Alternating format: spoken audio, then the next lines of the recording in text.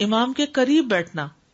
اللہ کے نبی صلی اللہ علیہ وسلم نے فرمایا ذکر میں حاضر ہوا کرو، یعنی خطبہ میں، اور امام کے قریب بیٹھا کرو. بے شک آدمی دور ہوتا رہتا ہے حتیٰ کہ وہ جنت میں بھی پیچھے ہی ہوگا اگرچہ وہ اس میں داخل بھی ہو جائے.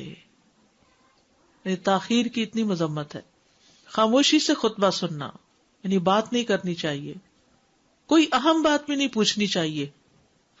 ابن مسعود سے روایت ہے کہ انہوں نے ابی ابن کعب سے قرآن کی کسی آیت کے بارے میں سوال کیا جبکہ اللہ کے نبی خطبہ دے رہے تھے، تو انہوں نے اعراض کیا اور کوئی جواب نہ دیا.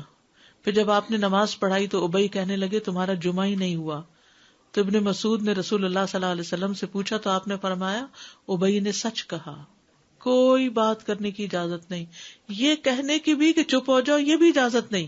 عبداللہ بن مسعود کہتے کہ جب امام جمعہ کے لیے آ گیا پھر تمہارا اپنے ساتھی سے یہ کہنا کہ خاموش رہو لغویت کے لیے کافی ہے. یہ بھی لغو بات ہے. کوئی لغو حرکت نہ کرنا، کنکریوں سے نہ کھیلنا، فون سے نہیں کھیلنا، میسجز چیک نہیں کرنا، انگلیوں میں انگلیاں ڈال کے پٹاخے نہیں بجانا، گوٹ مار کے نہیں بیٹھنا. گوٹ مار کے کیسے بیٹھتے ہیں؟ گھٹنے اوپر کر کے اور یوں ایسے گھٹنوں کے گرد ہاتھ ڈال کے.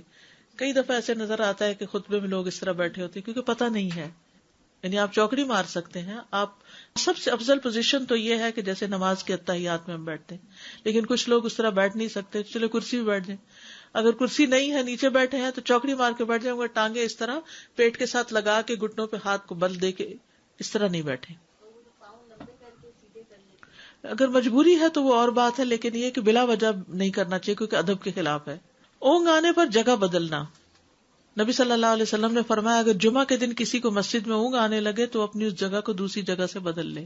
کہ بعض اوقات ایسا ہوتا ہے نا خطبے کے وقت بڑی سکینت ہوتی ہے اور آخری خطبہ تو آپ نیند میں ہی سنتے ہیں.